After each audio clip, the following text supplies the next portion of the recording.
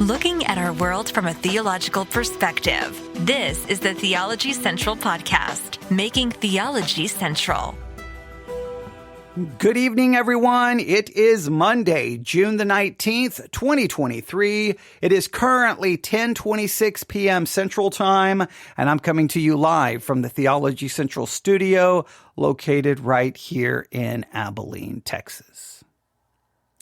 Now let's begin this late evening broadcast by looking at two scriptures. So if you have a Bible available, if you're able to open a Bible, that would be great. If you can't, just sit back. Well, maybe you're driving, whatever you're doing. If you can't open a Bible, that's fine. Just listen carefully. But if you can, open your Bible to 2 Corinthians chapter 10. 2 Corinthians chapter 10. That's 2 Corinthians chapter 10. 2 Corinthians chapter 10, we're going to start in verse 3. 2 Corinthians chapter 10, verse 3, I'm reading from the King James Version. It reads this way, 2 Corinthians chapter 10, verse 3. For though we walk in the flesh, we do not war after the flesh. Let me read that again, 2 Corinthians 10:3. For though we walk in the flesh, we do not war after the flesh. For the weapons of our warfare are not carnal, but mighty through God to the pulling down of strongholds. Verse 5, casting down imaginations and every high thing that exalteth itself against the knowledge of God, and bringing into captivity every thought to the obedience of Christ. 2 Corinthians 10:3, it acknowledges that we walk in the flesh, but it tells us that we do not war after the flesh, and the weapons of our warfare are not carnal. Now, immediately when you start reading 2 Corinthians chapter 10, verse 3 and 4, now, if you're a brand new Christian, you may not have heard this term yet, but if you've been a Christian for any length of time, you're very familiar with it. Spiritual warfare. Spiritual warfare. Now, Christians everywhere, I don't care the denomination, I don't care the type of church, they talk about spiritual warfare. People constantly talk about it, but sometimes when people start talking about spiritual warfare, talking about engaging in spiritual warfare, sometimes you're like, wait a minute. Is that spiritual warfare? Because it sounds very carnal. It sounds very fleshly. It's like you want to accomplish this through politics or this or this or this. So what you find out is though everyone uses the phrase spiritual warfare, when people start talking about it, you will immediately realize, wait a minute, I don't think they mean the same thing that I mean when I say spiritual warfare. I don't think they understand spiritual warfare the way I understand it. And immediately you will start seeing that there isn't really much agreement on exactly what it is. In fact, ask yourself, right? The next time you go to church, ask your Sunday school teacher, hey, right before, if you are the Sunday school teacher, say, all right, before we do anything today, there's a piece of paper underneath everyone's chair. There's a pencil. I want you to take the next 10 minutes and I want you to write out your definition of spiritual warfare, or just walk around your church with a clipboard and a notebook and say, hey, Susan, how are you doing today? Hey, how do you define spiritual warfare? Hey, Robert, how do you define spiritual warfare? I'm just making up names. If those names reflect who you actually are or your name, I'm not intending you. Okay. But do so and just look and just see how much agreement there is. How specific is the definition? How vague is the definition? You may want to ask some follow-up questions. Well, exactly how do we engage in spiritual warfare? And when do we cross the line from spiritual warfare into just, normal everyday warfare that happens in a culture that's constantly fighting and yelling at one another? What does it look like? What is spiritual warfare? And I think you'll find either a lot of people know the term and they'll say lots of words, but when you really say, no, okay, just stop using words. What does it mean? And you really try to get them to define it. It will just become like this weird, vague, yeah, we're in spiritual warfare, and I pray, and I read my Bible, and that's spiritual war. Like, sometimes you're like, okay, so, all right, thank you. And then you'll just, you'll have to move on. But you really should do it for your own, just so that you don't take my word for it. Now, you may want to report back to me, Well, I asked 50 people and everyone gave the exact same definition with the exact same words, and they were very specific. And I don't know what the problem is, because everyone I know understands it and can define it and is very specific about it. Okay, you can report that, and then I will have to come visit so that I can see, oh, wow, everyone here obviously has it figured out. But everyone I've ever been around, to me, it's all over the place. But there's 2 Corinthians chapter 10. Now, you know the other passage. Ephesians chapter 6, right? Ephesians chapter 6. Ephesians chapter 6, starting in verse 10. Finally, my brethren, be strong in the Lord and in the power of his might. Put on the whole armor of God, that you may be able to stand against the wiles of the devil. For we wrestle not against flesh and blood, but against principalities, against powers, against the rulers of the darkness of this world, against spiritual wickedness in high places. Now, whenever you start talking about Ephesians chapter 6, once again, spiritual warfare, that word's going to be used. And then it'll be like, okay, you engage in spiritual warfare by putting on spiritual armor. And then you say, how do you put on the spiritual armor?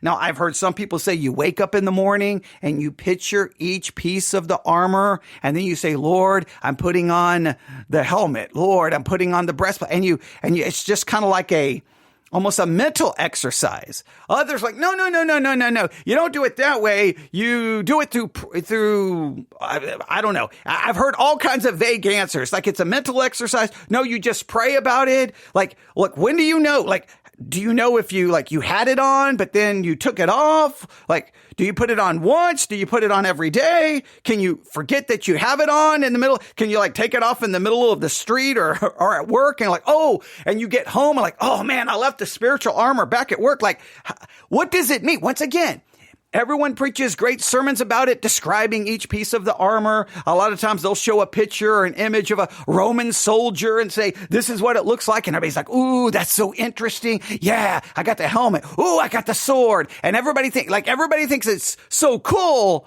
But when you really get down to, okay, you just heard 6 weeks of sermons on the armor. What do? How do you put it on? How does it work? And once again, it gets all vague and it's almost this mysterious thing that everyone talks about, but I just don't know how well defined it really is. Now, you can go search Sermons 2.0 app. Just start searching spiritual warfare. See how many sermons there. I haven't looked. How many sermons are on the Sermons 2.0 app or the Sermon Audio website or the Beta Sermon Audio website, wherever you want to look. How many sermons are there just on just search for spiritual warfare? I bet you it's in the thousands. Like probably well over, I'm guessing, I could be way wrong. I'm guessing over 10,000. It will probably be some crazy number.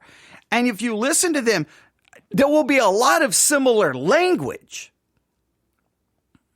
But here's how I've always felt. After listening to them, I'm always like, well, exactly what am I supposed to do? Exactly how am I supposed to do this? Exactly what is spiritual warfare? Now, I'm thinking all of this. I'm asking all of these questions because about a month ago, I purchased a book that we were going to use for a series this summer, but Jeremiah is really taking up all of our time. So maybe we'll use it. I don't know when. I got to figure out when to utilize it. But when I purchased that book, Amazon did one of those things like, hey, you should also get this book because the people who read that book, they read this book, or the people who bought that book bought this book. You really should do it. And if you get both of them, you can have both of them for the low price of $14.95. Something like that. If you've ever been on Amazon, you know what I'm talking about. So I looked down at the book, on the Amazon page, and I'm like, well, okay, that looks cool. The cover looks cool. It's all black. And then right in the middle, there's like a circle, okay, that's kind of like gold color. And there's like these little lines coming out. And then right in the middle is a snake. And I'm like, ooh, that looks cool. And the title of the book, Spiritual Warfare in the Storyline of Scripture, a Biblical, Theological, and Practical Approach. All right, that sounds interesting. Spiritual warfare and the storyline of Scripture, a biblical, theological, and practical approach. And I'm like, oh, I could do something with this, right? Now, I have no idea about the authors of this book. I don't know anything about them. I don't know. This could be the most messed up book in the history of humankind. It could be the most apostate book, or it could be the best. I have no clue. I've never heard of the book. Amazon was like, hey, we'll throw this in for a couple of dollars. And I'm like, I'll take it, right? So I've had it sitting here on my desk. Or my table. It's not really a desk. My table here that I broadcast from. And every time I look at it and I look at it and I look at it, and I'm like, I'm going to do something today. I'm going to do something up for today's focus, and then something will happen. And then I'm doing this broadcast. Well, no, I got to cover this. Wait, I got 15 emails about this. Or wait, and there's, something's always, I could sit up here 10 hours a day and broadcast literally all day. And I don't think we would ever scratch the surface of all the things to talk about, right? But I'm not like, I'm not getting paid for doing this. So sometimes I go do other things, but I know I could sit here all day. It would be, sometimes I'm not going to go that direction. But I do guess, or try to think sometimes what it would be like just to broadcast for like 8 hours one day. Like, I wonder what the numbers would look like. I wonder what I would really accomplish. But who knows? Maybe I'll try that sometimes. But here we go. So I keep seeing the book. Well, I think it was yesterday.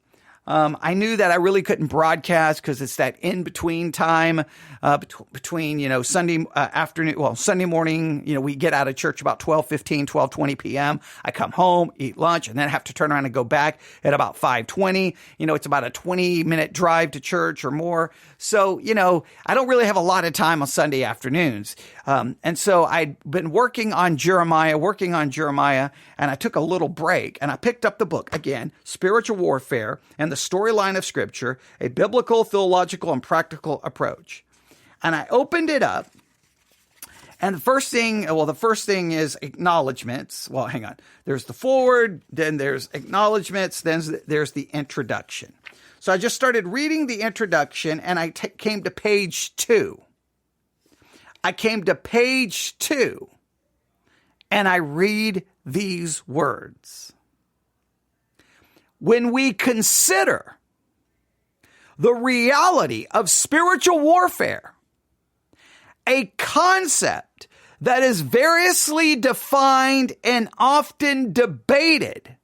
So immediately they acknowledge, hey, this concept of spiritual warfare, it's variously defined. In other words, there's not one set definition, and it's often debated. And then they say, consider, for example, these definitions. So I'm going to read to you the definitions they gathered, and they got them from a number of different books. They gathered a number of definitions of spiritual warfare. I want you to consider these definitions carefully, but I really want you to work on your own. And I do want you to ask other people. And I just want you to, when you try to write out your own definition, I want you to really write out what it is and exactly what does it mean? How do you do it? How do you engage in it? But here are the definitions compiled again in the book, Spiritual Warfare and the Storyline of Scripture, a Biblical, Theological, and Practical Approach. Here we go. Page 2. Spiritual warfare is a theological term used to describe the ongoing battle between the church and the devil and his angels. Now, just a question for you. When you think of spiritual warfare, do you think of it as a battle between the church and Satan and his angels? Or do you see it more in an individualistic perspective? Like you see, no, it's a battle between me and Satan and the angels. Or individual Christians. Do you see it more institutional or do you see it more individual? I'm just going to be honest with you. I always see it more individual than institutional. I'm just going to be honest with you. Here's another one. Spiritual warfare is a multi-level conflict between good and evil, initiated on the supernatural plane with the prehistoric rebellion of Lucifer and transferred onto the natural plane with the fall of man. Satan, man's adversary, continues to deceive and divert people from finding salvation in Jesus Christ and to harass and hinder Christians through enticement to sin and exploitation of weaknesses. Now, this definition is long, but let's just read that first part again, because immediately this one caused me all kinds of problems. And I was like, whoa, we got issues here. Okay. So, all right, let's, or at least, well, you can see where you can tell me whether you agree or disagree. All right, here we go. Now, again, this is a long paragraph. So I'm going to have to break this up a little bit. And then I'm just going to read that first part again, and then we'll read the whole thing. All right, here we go. Spiritual warfare is a multi-level conflict between good and evil, initiated on the supernatural plane with the prehistoric rebellion of Lucifer and transferred onto the natural plane with the fall of man. Satan, man's adversary, continues to deceive and divert people from finding salvation in Jesus Christ. Now, I understand that you can say Satan is trying to divert or hinder people from finding salvation. I think this really comes down to your view of soteriology. Can Satan ultimately hinder someone from finding salvation? Because do we find salvation, or does salvation find us? Now, if you're more reformed in your soteriology, like I am, God elects, God chooses, God saves. I may be blinded, quote unquote, by Satan and my depravity, but God will save me when I receive the effectual calling. Now, if you don't believe in an election, you don't believe in a reformed view of soteriology, then you would be like, yeah, man has free will, but what keeps men from exercising that free will to get saved is because Satan, as they put it, Satan deceives and diverts people from finding salvation. So then is it like, well, God is trying to get them saved, Satan is trying to keep them from getting saved, and man is caught in the middle? Like, so then God can't get the person saved because Satan is like this one, that view leads to me to all kinds of theological issues, right? So wait a minute. Satan is trying to keep the person saved. God's trying to get the person saved, but the man is supposed to make the final decision, but the man's already depraved. So if the man's already depraved and Satan is working to try to keep him from getting saved, you think there would be no hope. And if God has to respect the free will, then the man would never get saved. That's why I think the whole free will concept, libertarian free will concept, falls apart. That's why I obviously hold to a much more of a reformed view of soteriology, that we're totally dead in our trespasses and sin. And God has chosen before the foundation of the world, and at a specific time will bring to us the effectual call. The general call we won't respond to, but the effectual call, God will then save us. All right. So let me read this all again. And there's a lot here that we could also discuss, but that just caught my attention. Spiritual warfare is a multi-level conflict between good and evil, initiated on the supernatural plane with the prehistoric rebellion of Lucifer and transferred onto the natural plane with the fall of man. Satan, man's adversary, continues to deceive and divert people from finding salvation in Jesus Christ and to harass and hinder Christians through enticement to sin and exploitation of weaknesses. Because Satan is the author and initiator of original sin, and because he is the God of this world, spiritual warfare involves a constant, multi-dimensional battle against the world, a system of ungodly values, the flesh inherent to our humanity, and the devil, supernatural personification of evil. Warfare implies the likelihood of losses, eternal separation from God for the non-believer, and diminished effectiveness and suffering for the believer. Man, that's a mouthful for that definition. That definition is long. They're trying to cover everything. The one thing I do like about this one is that they say that this spiritual warfare involves a constant, multi-dimensional battle against the world, sin, inherent to our humanity, our sinful nature, and the devil. So we are fighting the world, we're fighting the flesh, which is the sin and our sinful nature, and we're fighting the devil. But if you note this, the second definition makes it much more individualistic, where the first one made it much more institutional. It's the church fighting. The second one is like, no, you as an individual, you're engaged in this multi-dimensional fight against the world, against the flesh, which is your own sinful nature, and against the devil. Another definition. Spiritual warfare is the ongoing resistance that Satan launches against God by exerting his arrogant desire to be God. Now, this one is interesting because this definition, it doesn't even mention us. This definition has spiritual warfare is the ongoing resistance that Satan launches against God by exerting his arrogant desire to be God. It's a fight between Satan and God, and it's continuing. It doesn't even mention us, which I thought was fascinating. The fourth one, spiritual warfare is a way of characterizing our common struggles as Christians. This one reduces spiritual warfare to just, hey, those are your common struggles. As a Christian, these are going to be your common struggles, and we call that spiritual warfare. It really minimizes it. It just says, hey, your common struggles, that's spiritual warfare. Now, I won't deny that our common struggles are a part of spiritual warfare, because our common struggles are probably going to impact either something that how we see the world. It's going to impact our own sinful nature. But this one, again, makes it individualistic, not institutional. So then the book, after they gave those definitions, then the book proceeds to try to work out their own. And this is what it says.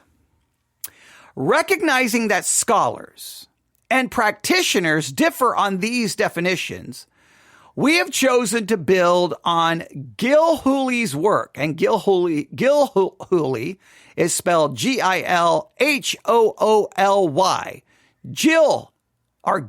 I keep saying Jill. Gilhooly. Wow, what a name. Gilhooly's work. Gilhooly. Gilhooly. What a name. What a name.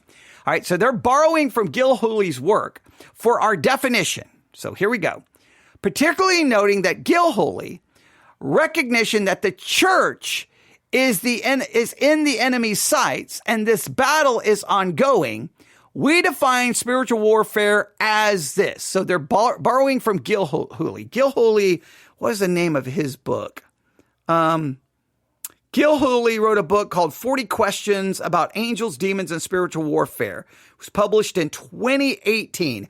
John Gilhooly, Gilhooly. They're borrowing from that book. 40 Questions About Angels, Demons, and Spiritual Warfare. And if I'm saying his name incorrectly, I apologize. But Gilhooly. All right, here we go. They're borrowing from that. And one of the reasons they borrowed from this is because he involves the church. So this is how they define it. All right. I got to find the here. Okay, here we go. So for our definition, they note Gilhooly's recognition that the church is in the enemy's sights and the battle is ongoing. We define spiritual warfare. Here's their definition. Here we go. As the ongoing battle between the church and the devil and his forces, with the church standing in the armor of God, defensively resisting the devil and offensively proclaiming the gospel, and a battle already won. They say this definition emphasizes three issues. First, the battle is primarily between the devil and the church. Since his appearance in the Garden of Eden, Satan has sought to attack God's people. Secondly, the battle is ongoing, though it has already been won. Jesus already disarmed the powers, Colossians 2:15, but the enemy continues to fight back. He will do so until he is cast into the lake of fire. Third, daily victory comes not by some magical or mystical approach to warfare, but by daily following Christ.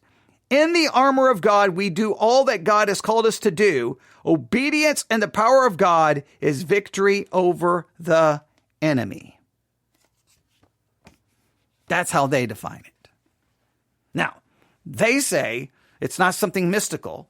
We just basically, they don't tell us how to put on the armor, but we get the armor on and then we just have victory. They say we have the armor, we're going to be obedient, which once again would seem to indicate if we can get the armor on, we should be able to be perfect. We should be perfect in our Christian life. I know that's an ongoing issue within the evangelical world, always basically promising that we have some supernatural power that we can be holy. We can be holy and perfect in practice when clearly we constantly fail. But they put it back on the church. They focus more as the church. Now, I know they're just saying that's God's people, but it's still, they're looking at it more from I say institutional, more from a communal standpoint, where I look at it more from an individualistic standpoint. I like in a definition referring to an ongoing battle with the world system, the flesh, our own.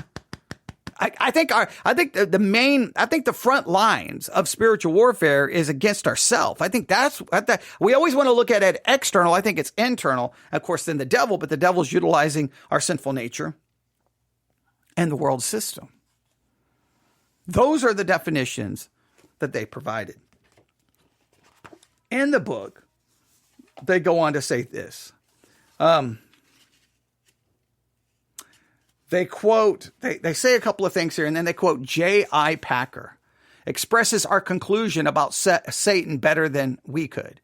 He should be taken seriously, for malice and cunning make him fearsome, yet not so seriously as to provoke abject terror of him. For he is a beaten enemy. Satan is stronger than we are, but Christ has triumphed over Satan. And Christians will triumph over him too if they resist him with the resources that Christ supplies. And once again, it's the idea that, hey, you've got the resources, so you can just resist. You should be able to just resist Satan. Now, again, that leads to that. How do you basically it turns to this. Do you see spiritual warfare as more something fought practically or positionally? The one who is in you is greater than the one who is in the world. All right, there's much more I could say. And then part 1 is biblical and theological foundations. And then chapter 1 is spiritual warfare in the Old Testament. And I'm going to be just working on it here or there. I mean, I'm focusing on Jeremiah, but I definitely know, I definitely am going to be working on this book throughout, for the rest of this year, here or there. I'm going to definitely be, it may show up in different podcasts, but I wanted to at least just bring the subject to everyone tonight in kind of a short episode just to say, hey, what is your definition of spiritual warfare? I want you to define it, but I want you to also, here is what it is and then how it works. How it works. Something practical. If you say, well, you got to put on the spiritual armor. How do you do that?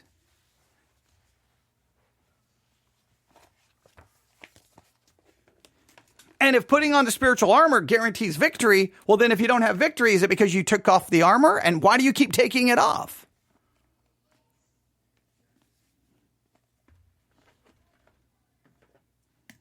Is spiritual warfare fought practically or is it positionally? Oh, so many questions. But you're going to be like, but I need answers. I know you do. That's why you're going to go look for them, right? That's why we're going to work on this. This will probably turn into a series at some point. I'm trying to avoid any series on it right now, but maybe at some point we will, because, I hate to see that. I just got a notification of a child abduction emergency in effect till tomorrow at 12 a.m. for Tuscola, Texas, which is about 2 miles from our church. I hate seeing that stuff. I hate seeing this stuff. The horrors of this world, right? The evils of this world, the way the world plays itself out. That's a depressing thing to see. All right, but let's talk spiritual warfare. I'd love to get your thoughts on all of it. Email me, newsif@yahoo.com. That's newsif@yahoo.com. Newsif@yahoo.com. How do you define it? Exactly how does it work? Now, when you email me, just do so, at least do so understanding that not everyone agrees with you. And so I think every Christian who ever defines spiritual warfare or talks about it, they always think that they've got it figured out and they're right and everyone else is wrong. But this book right here just begins to admit, just show how different those definitions were. Everyone admits we're involved in some kind of conflict. No one seems to know exactly how to define it, and no one really gave any practical examples of how we engage in it. So I think this is a subject that requires a little bit of humility. It's my own personal take, but again, email me, newsif@yahoo.com. All right, thanks for listening to a kind of an impromptu special late night episode of the Theology Central podcast. I greatly appreciate your time, greatly appreciate your support, I greatly appreciate your feedback and participation in all that we try to do here on this podcast. Thanks for listening. Everyone have a wonderful night. May God bless you as you meditate and think about spiritual warfare. God bless.